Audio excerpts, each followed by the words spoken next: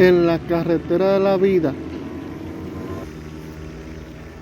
Y aconteció que al cabo de los 7 días vino a mí palabra de Jehová diciendo: Hijo de hombre, yo te he puesto por atalaya a la casa de Israel. Oirás pues tú la palabra de mi boca y los amonestarás de mi parte. Cuando yo dijere al impío: de cierto morirás, y tú no le amonestares ni le hablares, para que el impío sea apercibido de su mal camino, a fin de que viva, el impío morirá por su maldad, pero su sangre demandaré de tu mano.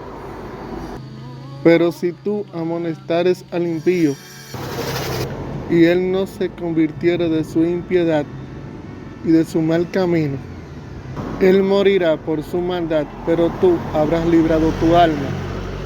Si el justo se apartare de su justicia, e hiciere maldad, y pusiere yo tropiezo delante de él, él morirá porque tú no le amonestaste.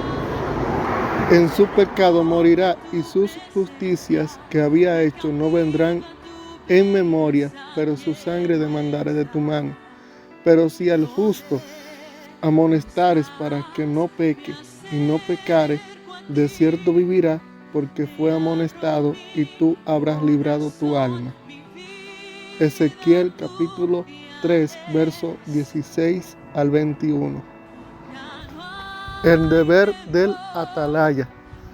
Aquí vemos la palabra de Dios al profeta Ezequiel, en donde Dios le confirma una vez más que Él lo ha llamado para ser profeta, para ser portavoz de su palabra, portavoz de su mensaje en el pueblo de Israel. Aquí vemos 2 encomiendas que el Señor le hace al profeta Ezequiel, que es para amonestar al impío, que es aquella persona que comete obras de falta de piedad, y al justo, aquella persona que trata de hacer el bien y que hace misericordia a su prójimo. Vemos aquí que Dios le habla al profeta Ezequiel para que entienda que al momento de recibir la palabra de Dios en su corazón y en su mente, que al momento en que Dios le revela una palabra o un mensaje para alguien, en el momento en que Dios le entrega una amonestación, sin importar a quién sea, es decir, sin importar condición social o natural de determinada persona, debe hacerlo porque Dios lo ha llamado para ser atalaya, para ser una columna, para ser una voz de alerta en medio del pueblo. Dios lo ha llamado y lo ha capacitado para esta tarea, para que entienda que a pesar de sí mismo y a pesar de sus propias ideas y a pesar de su propio parecer, él debe dar la palabra al impío y al justo, porque si no lo hace, Dios le demandará de esta palabra.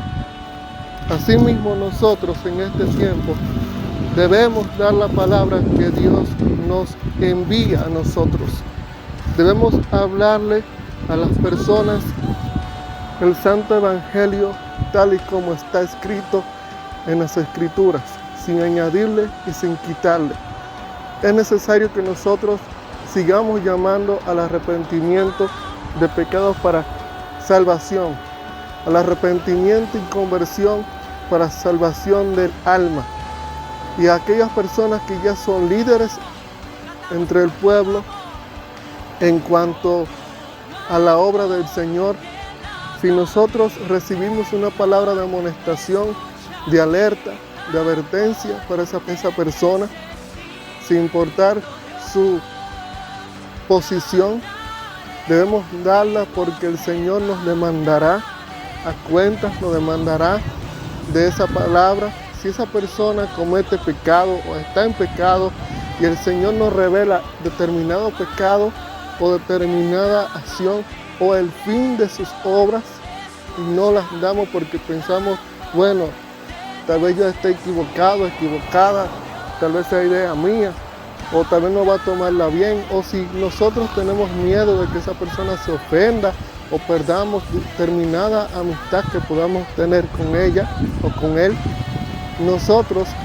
seremos llamados a cuentas por el Señor si Dios nos ha llamado a nosotros para ser portavoces de su palabra en medio de la sociedad. En vista del tiempo en que estamos viviendo, esto se hace muy difícil, una tarea casi imposible. Por lo tanto, nosotros debemos cada día buscarnos más unos a otros como hermanos.